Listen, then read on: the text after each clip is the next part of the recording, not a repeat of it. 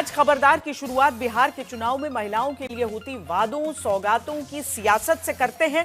आपने अब तक भाषण में सुना होगा, नेता कहते हैं भाइयों और बहनों, लेकिन बिहार में चुनाव माताओं बहनों पर केंद्रित होता जा रहा है। जिस बिहार में 40% वोट पर सत्ता मिल जा रही है, वहां कहा जा रहा है कि महिला वोट के 22% हिस्से तक आज एक योजना से एनडीए ने अपनी पहुंच बनानी चाहिए। बिहार में क्या दो भाइयों की जोड़ी को मिलेगा बहनों से जीत का तोहफा? आज आपके दो भाई नरेंद्र और नीतीश जी मिलकर आपकी सेवा, समृद्धि और आपके स्वाभिमान के लिए लगातार काम कर रहे हैं। बोध गया कि नूरजहां की माने तो क्या बिहार में चुनाव मोदी नीतीश ने सेट कर लिया? मैं अपने प्रधानमंत्री भैया को दिल से दुआएं देती हूं, करती हूं, और मैं अपने मुख्यमंत्री भैया को गया जिला के दीदियों की तरफ से मैं दिल से दुआ करती हूं। सभी महिलाओं को जो 10,000 रुपया की राशि जो पहला किस्त जो मिलेगी रोजगार करने के लिए, ये सुन करके सभी महिलाएं बहुत खुश हैं और सभी के घर और मोहल्ले और गांव में ये हलचल मच रही है। सभी महिलाएं एक जगह बैठ करके चर्चा कर रही हैं कि अब हम लोग अपना मन चाहा रोजगार करेंगे। क्या बिहार का चुनावी इम्तिहान मोदी नीतीश की भाईगिरी से क्रैक हो चुका है? माननीय प्रधानमंत्री भैया और मुख्यमंत्री भैया के पूरा आरा जिला के तरफ से प्रणाम करतनी। तब से गांव मोहल्ला में तो पूरा चहल पहल मच गइल बाटे। दम खुशी के कोनो ठिकाना ही नहीं है। दीदी लोग के सब दीदी कहतारी लोग कि हम रोजगार गाय के करम, बकरी के करम। कोनो दीदी कहतारी कि हम अपन चूड़ी के दुकान करम भैया। तो हम उहे में कहनी कि हमरो 10,000 रुपया जब पहिलका किस्त आई नु तो हम 100 गो मुर्गी औरी ले हम, काहे कि अब ठंडा के दिन आवता तो अंडा के भी डिमांड बढ़ जाला भैया। ऐसे और 100 गो ले हम अपन मुर्गी के व्यवसाय चालू करम। और जब 2 लाख रुपया मिली भैया नु तो हम पोल्ट्री फार्म करम अपन। क्या इस दिवाली जीत का रक्षाबंधन मोदी नीतीश को महिलाएं मनाने देंगी? मेरे खाते में जब 10,000 रुपया आएगी तो मैं उससे पंपी सेट खरीदूंगी, क्योंकि मैं कृषि से जुड़ी हूँ और मैं ज्वार बाजरे की खेती करूंगी। मैं अपने पूरे पश्चिम चंपारण की दीदियों के तरफ से माननीय प्रधानमंत्री भैया और माननीय मुख्यमंत्री भैया को अपने दिल से कोटि कोटि धन्यवाद देती हूँ। आप सबको प्रणाम। दिल्ली से प्रधानमंत्री नरेंद्र मोदी जुड़ते हैं, पटना में मुख्यमंत्री नीतीश कुमार बैठते हैं और फिर पूरे बिहार में 75 लाख महिलाओं के खाते में 10-10 हजार रुपए भेजने वाली उस योजना की शुरुआत हो जाती है। जिसके बाद कहा जा रहा है कि जिस बिहार में 7 करोड़ 24 लाख कुल वोटर हैं, जहां पुरुष वोटर की संख्या 3 करोड़ 82 लाख है और जहां महिला मतदाता 3 करोड़ 41 लाख हैं, वहां 75 लाख महिलाओं के खाते में मुख्यमंत्री रोजगार योजना के तहत सीधे 10-10 हजार रुपए डालकर एक तरह से देखें तो 22% महिला वोटर को सीधे अपने पाले में मोदी नीतीश ने कर लिया। और क्या इसका सबूत सासाराम में नीतीश मोदी की योजना से फायदा पाने वाली महिलाएं दे रही हैं? हम फोटो कॉपी का दुकान करेंगे। हाँ। अच्छा। 10,000 मिलेगा तो अपना फोटो कॉपी के दुकान करेंगे। हम अपना साड़ी की दुकान करेंगे। पैसा अकाउंट में है, किस तरह से इसको यूज कीजिएगा, कैसे करेंगे? साड़ी की दुकान करेंगे अपना। अच्छा। पहले साड़ी से बिजनेस स्टार्ट करेंगे। रोजगार करेंगे, चूड़ी का श्रृंगार का दुकान करेंगे।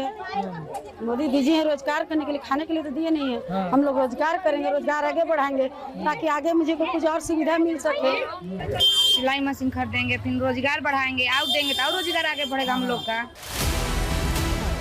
छोटे रोजगार की शुरुआत के लिए ये 10,000 रुपए बीज की तरह नीतीश सरकार दे रही है, जिसे पाने वाली महिलाएं अपने दम पर कुछ हासिल करना चाहती हैं। इनके चेहरे पर दिखे इसी आत्मविश्वास के भरोसे चुनाव में जीत का पूरा विश्वास एनडीए को हो रहा है। आज जो पैसे भेजे जा रहे हैं ना, पूरे 10,000 रुपये आपके खाते में जमा होंगे। 1 रुपया कोई मार नहीं सकता है। एक भाई को खुशी तब मिलती है जब उसकी बहन स्वस्थ हो, बहन खुशहाल हो, बहन का परिवार आर्थिक रूप से मजबूत हो, और इसके लिए वो भाई जो बन पड़ता है वो करता है। महिलाएं घर संभालती हैं, महिलाएं चाहती हैं कि अपने बच्चों को वो आगे बढ़ाएं। आगे वो तभी बढ़ा सकती हैं जब उनके हाथ में खुद पैसा हो। पैसा तब होगा जब वो रोजगार करेंगी। उसी रोजगार के लिए एनडीए की योजना की शुरुआत हुई। अब आप हाजीपुर में एक लाभार्थी का बयान सुनिए। जो 10,000 का राशि जो आ रहा है उससे हम अपन हस्बैंड जी को लकड़ी उकड़ी जो सेंटरिंग वाला होता है उसमें हम सहयोग करेंगे। और उसके बाद दूसरे बार वाला में जो 2 लाख का जो राशि आएगा तो उसमें सोच रहे हैं कि थोड़ा चूड़ी उड़ी सिंगार पटार का दुकान उकान बच्चा का कपड़ा ये सब रखेंगे। मेहनत करेंगे, कुछ आगे बढ़ना चाहते हैं, बच्चा को आगे बढ़ाना चाहते हैं कि बच्चा को हमसे आगे रहे, कोई दुख ना हो। जितना हम सोच रहे इतना कि जितना हम दुख कर लिए हैं उतना हमारे बच्चा नहीं करे। ऐसे ही बयानों का रुझान क्या इस बात का इशारा है कि जिस बिहार में महिलाएं ही सत्ता का फैसला पिछले 3 चुनाव से कर रही हैं, वहां एनडीए को फायदा हो सकता है। क्योंकि पुरुष वोटर महिलाओं से केवल 41 लाख ज्यादा हैं, लेकिन पुरुषों के मुकाबले वोट देने में महिलाएं ज्यादा आती हैं। 2010 में 162 सीट पर, 2015 में 202 सीट पर और 2020 में 166 सीटों पर महिला वोटर पुरुषों के मुकाबले ज्यादा मतदान करने पहुंची हैं। चुनावी वादों में एक बहुत बड़ी चीज होती है जिस पर वोटर ध्यान देता है, वो है डिलीवरी पर भरोसा। इस बात को एक उदाहरण से आपको हम समझाते हैं। मध्य प्रदेश में लाडली बहना योजना की 6 किश्त चुनाव से पहले खाते में पहुंचा दी गई तो बीजेपी की बम्पर जीत महिला वोट से हुई।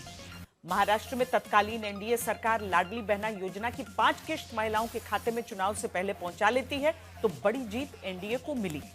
झारखंड में हेमंत सोरेन सरकार ने भी 3 किश्त मैया योजना के तहत महिलाओं के बैंक अकाउंट में पहुंचा दी तो जीत हेमंत सरकार की हुई। लेकिन ध्यान दीजिएगा कि दिल्ली में यही काम अरविंद केजरीवाल नहीं कर पाए। वो केवल वादा ही करे थे तो महिला वोट इस बार नहीं सधा, न सरकार उनकी बनी। अब बिहार में विपक्ष जब माई बहन योजना के तहत 2,500 रुपए महीना देने का वादा कर रहा था तो ऐसी योजना एनडीए ले आया जहां रोजगार की शुरुआत के लिए सीधे खाते में 10-10 हजार रुपए डाल दिए गए हैं। तो क्या डिलीवरी का भरोसा मोदी नीतीश पर महिला वोटर का ज्यादा रहेगा? हर परिवार की एक महिला को इस योजना का लाभ मिलेगा ही मिलेगा। आज का ये बताइए तो कितनी जगह रेप हुआ है दिन दहाड़े रात में, 1 महीने का आप निकाल लीजिए। जब हट गया था तो अपना पत्नी को बनवाया था, लेकिन किसी के लिए महिला के लिए कुछ कहीं पर किया है कि ये क्या बात हुई कि चुनाव से पहले आप पैसे दे रहे हैं? आप 20 साल से सरकार में हैं, आपने महिलाओं के लिए क्या किया? आरजेडी के राज में बिहार में किस तरह का खौफ था, कोई घर सुरक्षित नहीं था। हर महीने हम 2,500 रुपए हर महिला को, बिहार की गरीब महिलाओं को देना चाहते हैं। सारी लड़ाई बिहार में महिला वोटर पर आकर केंद्रित हो गई। क्या इसकी वजह आप जानते हैं? वजह है महिला वोट से ही बिहार का मुख्यमंत्री कौन होगा ये फैसला होना। 2020 में एनडीए और विपक्ष के बीच केवल 0.23% वोट का अंतर रहा, जहां एनडीए को चुनाव में 1,57,01,226 वोट मिले, महागठबंधन को 1,56,88,458 वोट मिले। केवल 12,768 वोट के अंतर से 5 साल पहले एनडीए को जीत बिहार में मिली। नीतीश कुमार मुख्यमंत्री बन पाए, जिसमें बड़ा रोल महिला वोट का माना गया, क्योंकि जहां पुरुष अधिकतर विचार या जाति के आधार पर वोट देते आए, वहीं महिलाओं का वोट बिहार में जाति धर्म से अलग योजनाओं के नाम पर ज्यादा पड़ने का दावा रहा है। यही वजह है कि जब मोदी और नीतीश मिलकर महिलाओं के खाते में 10-10 हजार रुपए मुख्यमंत्री रोजगार योजना में डालते हैं तो प्रियंका गांधी और तेजस्वी यादव सवाल उठाते हैं। यहाँ प्रियंका गांधी बिहार दौरे पर पहुंची हैं, महिला संवाद कार्यक्रम में हिस्सा लेती हैं। ये सिर्फ ये कह रहे हैं कि अब बड़ी संख्या में हम महिलाओं को 10,000 रुपए दे देंगे। क्यों? ताकि आप अपना वोट उनको दें। सिर्फ एक ही मकसद है, एक ही नियत है। महिला पर क्या बीतती है? महिला जब एक जगह से दूसरी जगह जाती है तो असुरक्षित महसूस करती है अपने आप को। हमको तो दुर्भाग्य लगता है कि नरेंद्र मोदी जी एक पैसा बताओ केंद्र का अगर ये दिए हो तो ये राज्य सरकार का ही पैसा है, और ये 10,000 जो है इसके उपरांत जो है देने के बाद समीक्षा की जाएगी कि किसको देना है नहीं देना है। तो ये बिहार की जनता को बेवकूफ ना समझे नरेंद्र मोदी जी। विपक्ष न केवल एनडीए की योजना पर सवाल उठा रहा है बल्कि दावा कर रहा है कि मकान, अन्न, आमदनी योजना, बेटी योजना भी वो शुरू करने जा रहे हैं। माँ योजना की शुरुआत की जाएगी, बेटी योजना की शुरुआत की जाएगी, माई बहन मान योजना की शुरुआत की जाएगी। इसलिए बिहार के हर ब्लॉक, हर पंचायत से महिलाएं जो हैं आज जुटी हैं इतनी बड़ी संख्या में। नवरात्र के इस पावन अवसर पे इतनी बड़ी संख्या में महिलाएं जुटी हैं। इस बार सब लोग जो है बदलाव चाहते हैं और बदलाव होगा। 20 साल से किसकी सरकार थी? 20 सालों से क्या किया महिलाओं के लिए? जो मानदेय जो जिसके लिए ये लोग संघर्ष कर रही हैं, ये महिलाएं अपना मानदेय थोड़ा सा बढ़ाने के लिए तो पहले क्यों नहीं किया? और ये 10,000 रुपए है क्या अभी दे रहे हैं, तो क्या हर महीने देंगे? किस किस को देंगे? कुछ कहा है इन्होंने कि ऐसे ही कि चलो चुनाव आ रहा है, थोड़ा सा हम स्कीम बना देते हैं, थोड़े से पैसे दे देते हैं, महिलाओं का वोट मिल जाएगा। महिलाएं जो है ना समझदार हैं, जिम्मेदार हैं। ये सच है कि महिला वोट का बड़ा हिस्सा एनडीए पाता है। असल में मोदी नीतीश की जोड़ी ने महिलाओं के लिए ऐसी बहुत सी योजनाएं बनाई हैं जिनका फायदा चुनाव दर चुनाव मिलता आ रहा है। भैया पहले तो हम लोग अपने पति को ही संपत्ति समझते थे, मगर आज हम लोग के पति हम लोग को लखपति समझते हैं कि हमारे घर की लखपति हैं। फूस के घर में रहते थे मगर अब बड़ा खुश रहते हैं हम फूस के घर में रह करके, क्योंकि हम महल बना लिए हैं। और मैं अपने गया जिला के महिलाओं के तरफ से मैं अपने प्रधानमंत्री भैया को दिल से दुआएं देती हूँ। नवंबर 2023 से नवंबर 2024 के बीच 13 राज्यों में चुनाव हुए। इनमें से 9 राज्यों में महिलाओं के लिए कैश ट्रांसफर जैसी स्कीम लॉन्च की गई या वादा किया गया। 9 में से 8 राज्यों में ऐसा करने वाली सरकार या पार्टी चुनाव जीत गई। बिहार में इस वक्त वादों की तुलना अगर एनडीए और महागठबंधन की करें तो मुख्यमंत्री रोजगार योजना के तहत 10-10 हजार रुपए अगर एनडीए ने बांटे हैं, तो इसी साल फरवरी में आरजेडी महिला सम्मेलन के दौरान तेजस्वी यादव ने सरकार आने पर हर महिला को हर महीने 2,500 रुपए देने का ऐलान किया। आरजेडी और कांग्रेस इसका फॉर्म भी भरवा रही है। नीतीश सरकार विधवा और बुजुर्गों को हर महीने पेंशन देती है। 24 जून की कैबिनेट मीटिंग में नीतीश सरकार ने 400 रुपए से बढ़ाकर 1100 रुपए महीना इसे कर दिया। वहीं अपनी कई रैलियों में तेजस्वी यादव ने विधवा और बुजुर्गों की पेंशन को 1,500 रुपए हर महीने करने का वादा किया है। नीतीश सरकार पहले से ही लड़की के जन्म होने पर एक मुश्त 5,000 रुपए, इंटरमीडिएट यानी 12वीं पास करने पर एक मुश्त 10,000 रुपए, ग्रेजुएशन करने पर एक मुश्त 50,000 रुपए देती है। वहीं आरजेडी ग्रेजुएट और पोस्ट ग्रेजुएट छात्राओं को स्पेशल स्कॉलरशिप देने का वादा करती है। एक और बिहार में सरकारी नौकरी, बिहार की महिलाओं को 35% आरक्षण का ऐलान नीतीश सरकार कर चुकी है। वहीं आरजेडी की तरफ से मेडिकल इंजीनियरिंग करने वाली लड़कियों के लिए फीस माफ करने या 75% तक सब्सिडी देने का वादा किया गया है। बिहार में कहावत है, घर टूटे जवार लूटे, यानी जब घर के अंदर ही फूट पड़ जाए, सदस्यों के बीच झगड़े हों, तो बाहरी लोग उसका फायदा उठाकर घर को लूट लेते हैं। आरजेडी से निकाले जाने के बाद लालू यादव के बड़े बेटे तेज प्रताप यादव ने आज अपनी नई पार्टी का ऐलान कर दिया। तेज प्रताप यादव ने अपनी पार्टी का नाम राष्ट्रीय जनता दल से मिला जुला रखा है। सवाल यह है कि क्या तेज प्रताप अपनी बगावत से आरजेडी को नुकसान पहुंचाएंगे?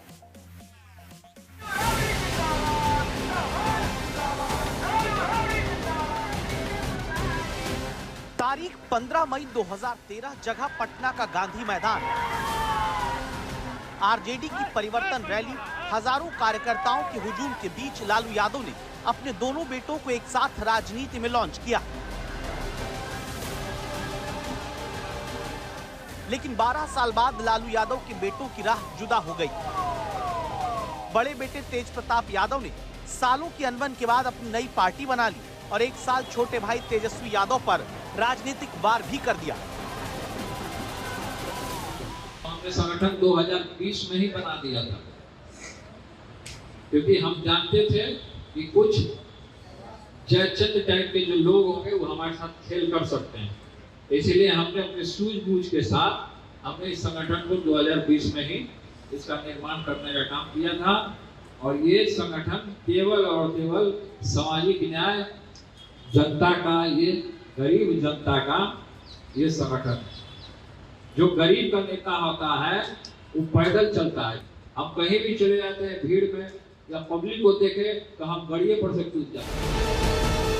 तेजस्वी की तरह तेज प्रताप के पास ना तो राज्य में जनाधार है और ना ही संगठन। ऐसे में सवाल ये, तेज प्रताप की नई पार्टी बनाने से विपक्ष की सियासत को कितना नुकसान होगा? मेरे रंग में किसका खून है? लालू यादव का खून है। तो आप समझिए कि अगर हमको जिताते हैं तो लालू यादव को जिताने का काम कीजिएगा। तेज प्रताप यादव लगातार अपनी छवि को लालू प्रसाद यादव की तरह गढ़ने की कोशिश करते रहे हैं। तो तेज प्रताप यादव दबने वाला नहीं। यहाँ पे बहुत सारा बहरूपिया भी घूम रहा है। ऐसा बहरूपिया है कि बच्चा के तरह रोए लगता है, बच्चा के तरह रोए लगता है। तो आप जब भी वो रोए बहरूपिया, उस बहरूपिया को झुंझुना दे दीजिए, ले झुंझुना बजा। तेज प्रताप की ये तेवर भले ही उन्हें तेजस्वी के कद का नेता ना बना पाए, लेकिन क्या आरजेडी के कोर वोट बैंक में सेंध लगा सकते हैं? महुआ से तेजस्वी यादव चुनाव लड़ेंगे तो फिर क्या होगा? अगर तेजस्वी यादव महुआ से लड़ते हैं तो? तेजस्वी यादव महुआ से कभी नहीं लड़ेंगे। तेजस्वी यादव महुआ से नहीं लड़ेंगे। अगर मगर को छोड़िए, वो सब पानी में घूमता है मगरमच्छ। अगर मगर पर भरोसा मत कीजिए आप लोग। बिहार में चुनाव कांटे का है। पिछली बार आरजेडी के नेतृत्व वाले गठबंधन को एनडीए से 0.23% वोट कम मिले थे। उसे देखते हुए तेज प्रताप की नाराजगी चुनावी नतीजों के हिसाब से निर्णायक हो सकती है। अरे इधर आओ, बैक क्यों नहीं ले जाएगा? इधर आओ। देखो तुम कबड्डी का खिलाड़ी हो, ठीक है, तुम्हारे यहाँ समस्या क्या है खेल में बताओ। हम जर्सी और टिप चाहिए और मैट।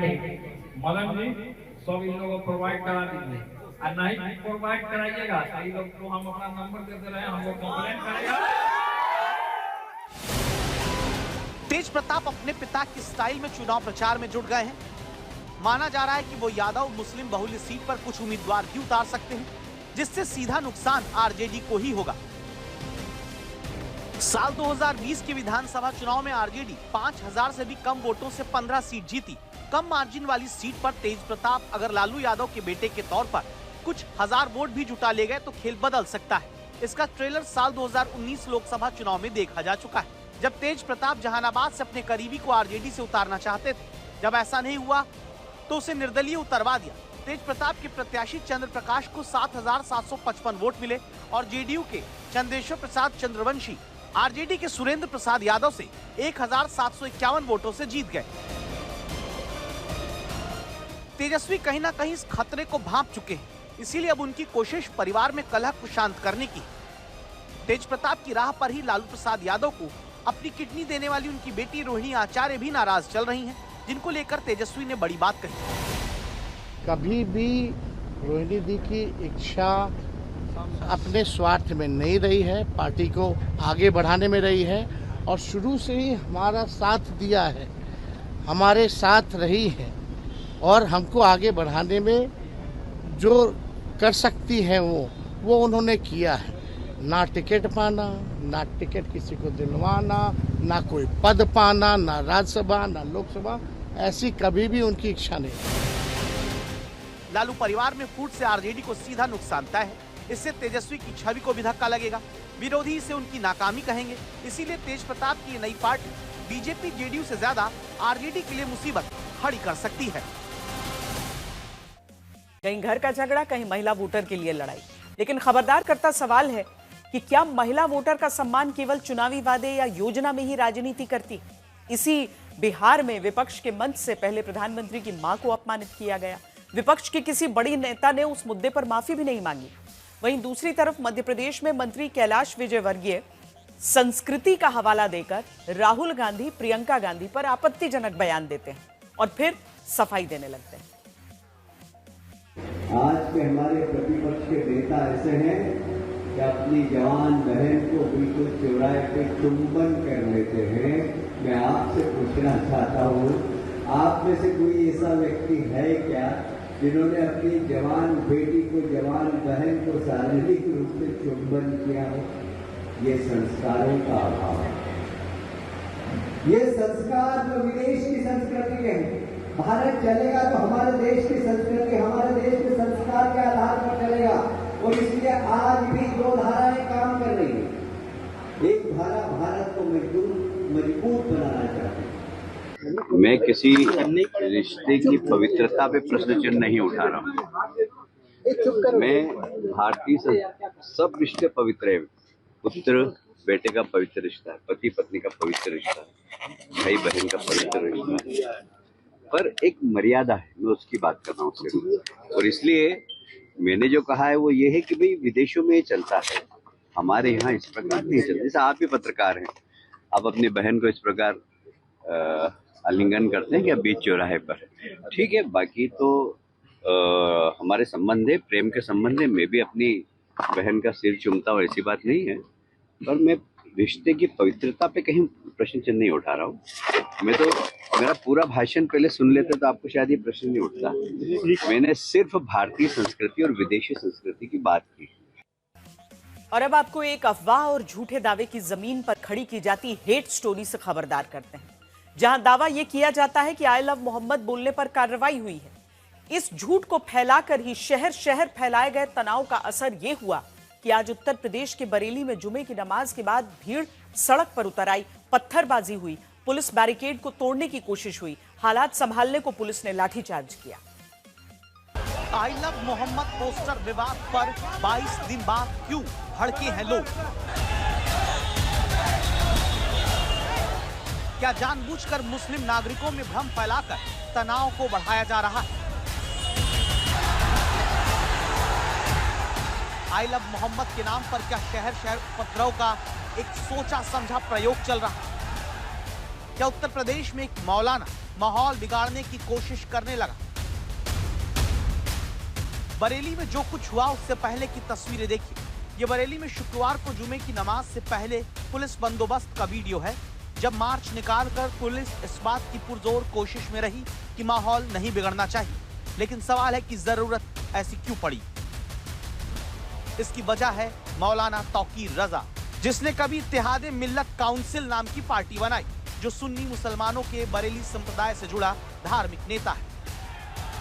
तौकीर रजा ने ही शुक्रवार की नमाज के बाद बरेली में विरोध जताने का ऐलान किया था, क्योंकि 4 सितंबर को कानपुर में 12 वफात के जुलूस के दौरान एक नई जगह पर आई लव मोहम्मद का पोस्टर लगाने पर दूसरे पक्ष ने विरोध जताया, जहां पोस्टर को दोनों पक्ष में सुलह के बाद पुलिस ने हटवा भी दिया। न कानपुर में तब कोई हंगामा हुआ, न आई लव मोहम्मद पोस्टर को लगाने के मामले में तब किसी के खिलाफ FIR दर्ज हुई। लेकिन जब देश के तमाम राज्यों और शहरों में ये बात अफवाह के तौर पर फैला दी गई कि आई लव मोहम्मद का विरोध किया जा रहा है, तो तौकीर रजा ने भी इस मुद्दे पर अपनी सियासत चमकानी चाहिए। इसी के बाद शुक्रवार दोपहर बरेली में जुमे की नमाज के बाद मस्जिद के बाहर पुलिस लगातार कानून व्यवस्था बनाए रखने के लिए कहती रही कि किसी प्रदर्शन की इजाजत नहीं। नमाज हो गई तो अपने घरों को जाएं, अनावश्यक यहाँ ना खड़े हो, अपने घरों को जाएं। जिनकी नमाज हो गई हो वो अपने घरों को जाएं।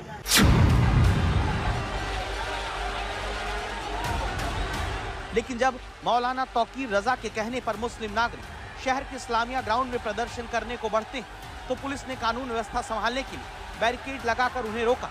और तभी दावा है कि जिद करती भीड़ को कंट्रोल करने के लिए तब लाठीचार्ज करना पड़ा, जब हालात बेकाबू होने लगे।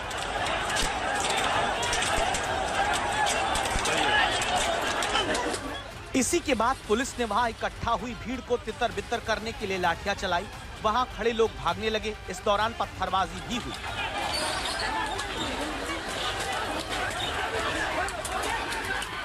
IMC के राष्ट्रीय अध्यक्ष मौलाना तौकीर रजा का आह्वान के बाद लोग इकट्ठा हुए थे। हालांकि तौकीर रजा खान नहीं पहुंचे, लेकिन नमाज के बाद लगातार यहाँ नारेबाजी चल रही थी। नारेबाजी चलने के बाद पुलिस ने समझाया और नहीं होने के बाद काफ़ी देर बाद उन्होंने लाठीचार्ज कर दिया। आप देख सकते हैं लाठीचार्ज के विजुअल, साथ में ये बहुत सारी चप्पलें जो छूट गई हैं लाठीचार्ज में। चप्पल जूते आप देख सकते हैं, ये पड़े हुए हैं, ये चप्पल हैं, जूते हैं। इससे आप अंदाज लगा सकते हैं कि कितने तादाद में लोग रहे होंगे। यहाँ दिखा देंगे इस दुकान में भी तोड़ हुई है। ये जीके सक्सेना डेंटल शॉप करके है, इस शॉप में भी तोड़ हुई है। आपको दिखाना चाहेंगे, इसके शीशे तोड़ दिए गए हैं और इसके शीशे लगा, इन्हें चोट भी लगी है। किसको चोट लगी है? यहाँ पे आपको लगी है चोट। क्या मामला था, कैसे हुआ ये सब? मतलब पब्लिक भागी है और पुलिस ने डंडे मारे हैं, तो पुलिस ने ये नहीं देखा किसी की शॉप है या नहीं है, पुलिस ने बस डंडे ही डंडे मारे, जिसमें समझ लो डंडों की वजह से पब्लिक जब गिरी है तो मेरी क्लिनिक तक टूटी है। बाद में पुलिस अब उन लोगों को पकड़ रही है जो मौलाना तौकीर रजा के उकसाने पर बह के उपद्रव करने लगे। जुमे की नमाज संपन्न हुई है, पुलिस फोर्स सारी जगह भ्रमण कर रही है और कुछ लोग नारेबाजी कर रहे थे, उनको यहाँ से हटा दिया गया है। वीडियोग्राफी फोटोग्राफी की गई है और उसी आधार पर कार्रवाई की जाएगी। कितने लोग थे, किस तरह के, क्योंकि लगातार आप लोग मुस्तैद थे, उसके बावजूद भी इस तरह का? अभी लोगों को चिन्हित किया गया है, वीडियोग्राफी करी गई है, उसी आधार पर कार्रवाई सुनिश्चित की जा रही है। क्या इसमें मौलाना तौकीर रजा के द्वारा बुलाया गया था, ये उन्होंने ही आह्वान किया था? ये अभी जांच का विषय है, वो सारे बिंदु जांच के हैं। जैसे यहाँ से मौके से हम लोग जाएंगे, जांच होगी, सारी चीजें FIR लिखी जा रही है, उस आधार पर कार्रवाई की जाएगी। बरेली के लाठीचार्ज पर राजनीति शुरू हो गई। अखिलेश यादव ने योगी सरकार पर सवाल उठाया, सोशल मीडिया पर पोस्ट लिखी, कहा कि सरकार की तरफ से ताकत का इजहार करना उसकी कमजोरी की निशानी है। सरकारें लाठीचार्ज से नहीं, सौहार्द सद्भाव से चलती हैं। बीजेपी कह रही है कि माहौल बिगाड़ने की कोशिश उत्तर प्रदेश में कामयाब नहीं होने दी जाएगी। ऐसी मानसिकता के लोगों को कहना चाहते हैं कि अगर इस तरह की हरकत किसी ने किया, उत्तर प्रदेश को अशांत करने की कोशिश अगर किसी ने की, तो सरकार उनके साथ सख्ती से निपटेगी। कार्रवाई ऐसी करेंगे कि आने वाली पीढ़ियां भी उनकी याद रखें। किसी प्रकार के जुलूस को शक्ति प्रदर्शन के रूप में अगर देखा जाए तो ये देश के लिए गलत होगा और जो विभाजनकारी लोग हैं वो इस दिशा में भारत को ले आने की कोशिश करते हैं, किंतु हमारी सरकार इसको निपटना जानती है, हमारी पुलिस, हमारा प्रशासन इसको निपटना जानता है और ऐसी कोई भी आयोजन नियम विपरीत नहीं होंगे। कोई अगर गलती करता है, कोई ऐसी विभाजनकारी कार्रवाई करता है तो उसके लिए कानून से निपटेगा और बहुत सख्ती के साथ निपटेगा। बरेली में प्रशासन ने हालात जल्द काबू में कर लिया, लेकिन अब जरूरत है कि ऐसी स्थिति दोबारा न पनपे। आई लव मोहम्मद के पोस्टर के विवाद को अब धार्मिक आजादी पर चोट बताया जा रहा है। धार्मिक नेता इसी लाइन पर बयान दे रहे हैं, लोग सड़कों पर उतर रहे हैं, मनाही के बावजूद पोस्टर लगाए जा रहे हैं, गाड़ियों पर लोग स्टिकर लगाकर घूम रहे हैं। कुल मिलाकर कहानी पुरानी कहावत कौआ कान ले गया वाली है।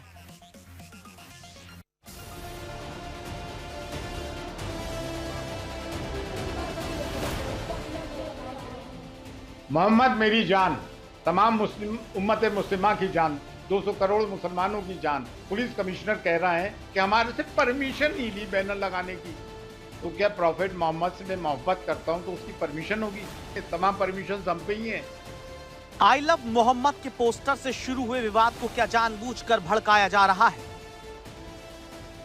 हुजूर पाक अलैहिस्सलातु वस्सलाम से मोहब्बत करना और अपने मजहब पर आजादी के साथ अमल करना, यह हक संविधान ने हिंदुस्तान के हर मुसलमान को दिया है। जिस तरह दूसरे मजहब के लोगों को यह हक पर इख्तियार मिला है कि वो अपने मजहब पर आजादी के साथ अमल करें, इसी तरह मुसलमानों को भी यह हक पर इख्तियार मिला है कि वो कॉन्स्टिट्यूशनल दायरे में रहते हुए अपने इस हक का इस्तेमाल करें।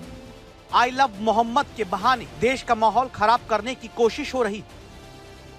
हमें भारत में हमारे कॉन्स्टिट्यूशन ने हमें राइट दिया है, हम हर वक्त आई लव मोहम्मद कह सकते हैं और अजान में 5 दफ़ा कहा जाता है कि अशहदु अन्ना मोहम्मद रसूलुल्लाह, मैं गवाही देता हूँ मोहम्मद अल्लाह के रसूल हैं। तो सवाल ये है कि इनका दिल तो ये चाहता है कि आप 5 वक्त की अजान भी बंद करा दें। तो सवाल ये कि हिंदुस्तान को फिर आप पूरी तरीके से हिंदू राष्ट्र घोषित करवा दीजिए और वहाँ से हर मुसलमान को निकालने की कोशिश कीजिए।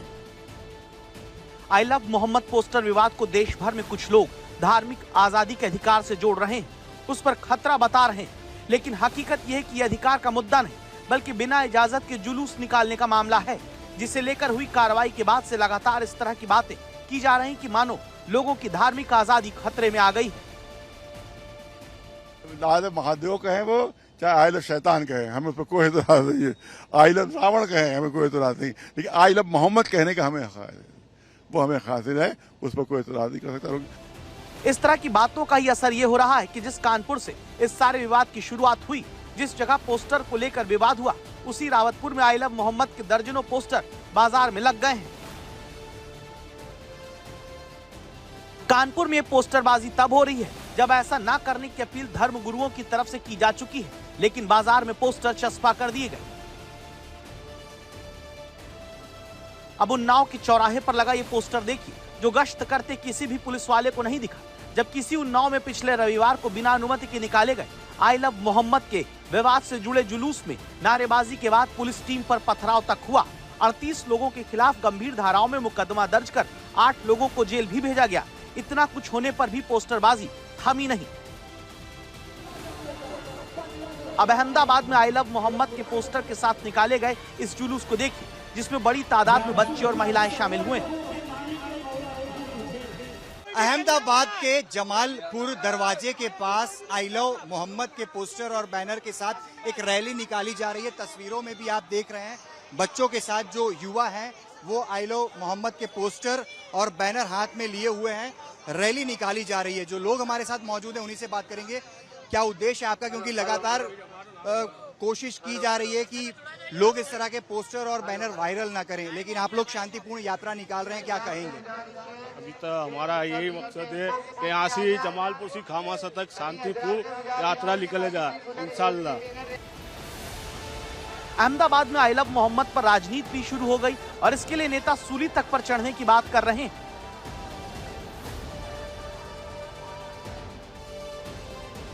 अहमदाबाद में ये विरोध प्रदर्शन गोधरा और गांधीनगर में हिंसा के बावजूद किया जा रहा है, जहां police I love Mohammad poster को लेकर अलर्ट पर है। भोपाल में भी जुमे की नमाज के बाद आई लव मोहम्मद कैंपेन के तहत मस्जिद के बाहर स्टिकर बांटे गए। इन स्टिकर को मस्जिद से बाहर निकलती गाड़ियों पर चिपकाया गया।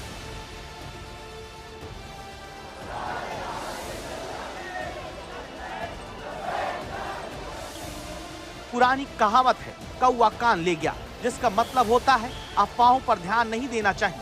कानपुर में आई लव मोहम्मद के पोस्टर लगाने पर किसी पर कोई मुकदमा दर्ज नहीं हुआ। पुलिस ने बिना मंजूरी निकाले गए मार्च में हुई हिंसा और तोड़फोड़ पर कार्रवाई की, लेकिन देश में यह अफवाह फैल गई कि आई लव मोहम्मद कहने पर मुकदमा दर्ज किया जा रहा है। अब बारी है आवारा पशुओं के आतंक से खबरदार करने की। देश में इस वक्त कोई भी शहर हो, वहां चलना दूभर। कब कौन सा आवारा पशु आपको मारकर चला जाएगा कोई नहीं बता सकता। आवारा पशुओं का मामला पहले गांव का माना जाता था, लेकिन सरकारी लापरवाही ने देश के हर शहर की समस्या में इसे तब्दील कर दिया।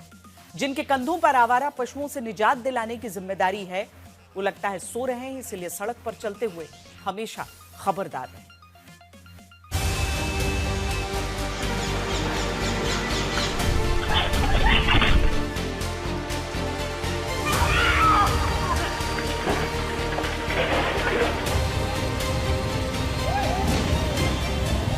भारत में आवारा पशुओं के आतंक की पहली तस्वीर राजस्थान के जोधपुर का चैनपुर बावड़ी, जहां सड़क पर 60 साल के एक बुजुर्ग सीसीटीवी कैमरे में जाते हुए नजर आती है।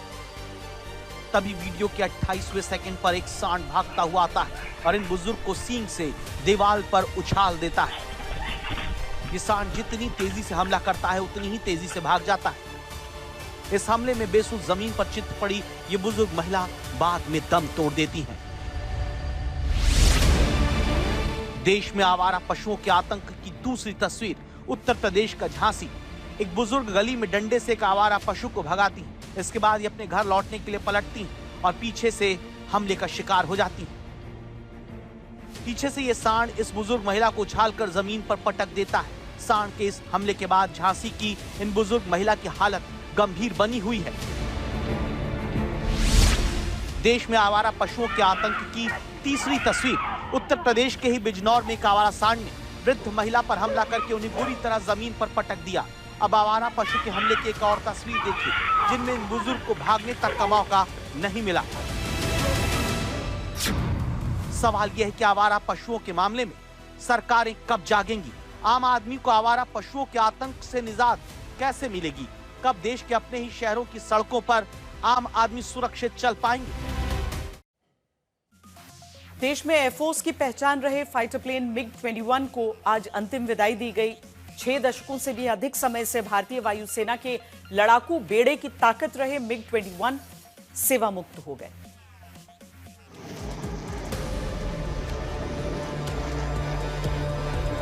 60 सालों तक भारतीय वायुसेना की ताकत रहे MiG-21 ने अंतिम बार भारतीय आकाश में उड़ान भरी। इसकी विदाई इतिहास और सुनहरी यादों में दर्ज हो गई। MiG-21 की विदाई के मौके पर सूरज चमक रहा था। आसमान साफ और चमकदार नीला था, जो रूसी मूल के इस फाइटर प्लेन को भव्य विदाई देने के लिए आदर्श नजारा माना गया। रक्षा मंत्री राजनाथ सिंह ने MiG-21 को एक शक्तिशाली विमान और राष्ट्रीय गौरव बताते हुए इस विमान के प्रति गहरा लगाव दिखाया। आप सबके बीच आकर मेरे मन में कई सारे इमोशंस तैर रहे हैं, कई भावनाएं तैर रही हैं।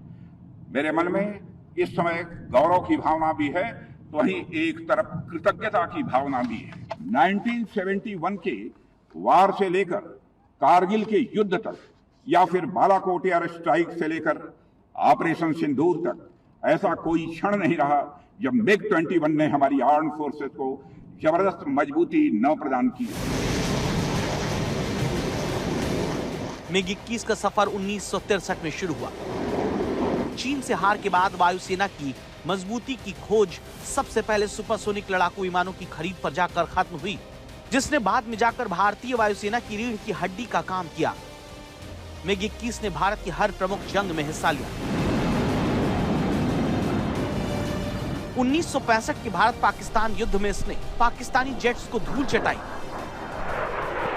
और 1971 के युद्ध में पूर्वी मोर्चे पर निर्णायक भूमिका निभाई।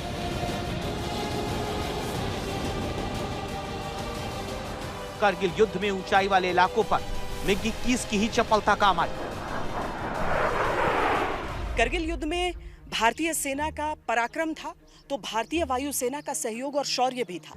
ऑपरेशन सफेद सागर के तहत जो कार्रवाई भारतीय वायुसेना ने की थी वो भी बहुत महत्वपूर्ण है।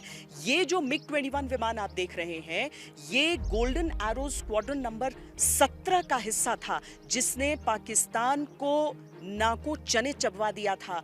पाकिस्तान पर जिस तरीके से भारतीय सेना और वायुसेना संयुक्त रूप से भारी पड़ रहे थे, उसने कारगिल युद्ध में पाकिस्तान को एक मौका तक नहीं दिया। साल 2019 में बालाकोट एयर स्ट्राइक के समय विंग कमांडर अभिनंदन ने MiG-21 से ही पाकिस्तानी F-16 को मार गिराकर वीरता दिखाई थी। हाल ही में ऑपरेशन सिंदूर में भी इसने प्रभावी मिशन को अंजाम दिया। विदाई समारोह में MiG-21 को वाटर कैनन सलामी दी गई, जो सम्मान और भावुकता का मिश्रण था।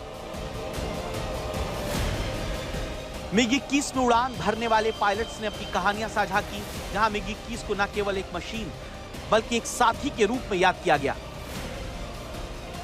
MiG के लिए जितने भी पायलट्स हैं, सबको ट्रेनिंग मिलती है और उस ट्रेनिंग जो I can speak for all pilot, वो जो ट्रेनिंग है उसका मुकाबला नहीं किया जा सकता। एंड ये जहाज जो है आपको जिसे कहते हैं प्लेटर पे नहीं देता है, you have to earn its respect and that is what we trained in the air force.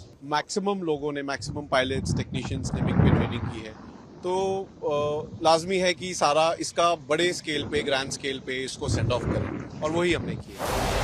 अब इसकी जगह तेजस LCA Mark 1A को शामिल किया गया, जो इससे 15 गुना महंगा है, जिसमें लगा इंजन और रडार MiG-21 से ज्यादा शक्तिशाली है। 1984 में government has decided that we should replace the MiG-21 series of aircraft. तो गवर्नमेंट ने बहुत सोच के सोचा कि इसके लिए एक स्पेशल पर्पस व्हीकल बनाना चाहिए जो इसको आगे ले जा सकती है। कोई भी दूसरा लड़ाकू विमान भारतीय वायुसेना से इतने लंबे समय तक जुड़ा नहीं रहा। इसकी विदाई ने न सिर्फ इतिहास को अलविदा कहा, बल्कि भविष्य की ओर नजरें भी केंद्रित की।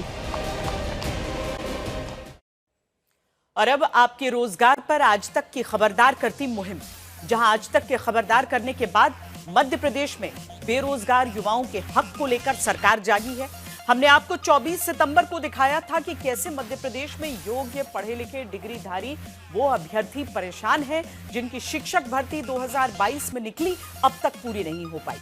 आज तक पर खबर दिखाने के 24 घंटे के भीतर 10,000 से ज्यादा पदों को लेकर टीचर भर्ती का रास्ता साफ हो गया, रिजल्ट जारी कर दिया गया।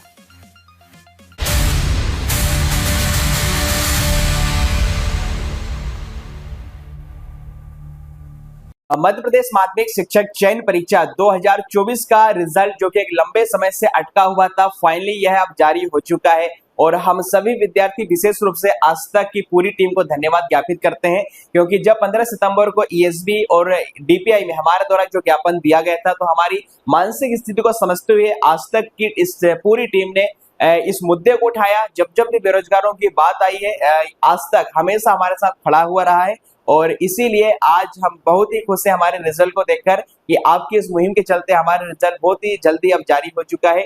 और एक बार पुनः आपकी पूरी टीम को बहुत बहुत धन्यवाद। वर्ग 2 परीक्षा का आज रिजल्ट जारी हो चुका है।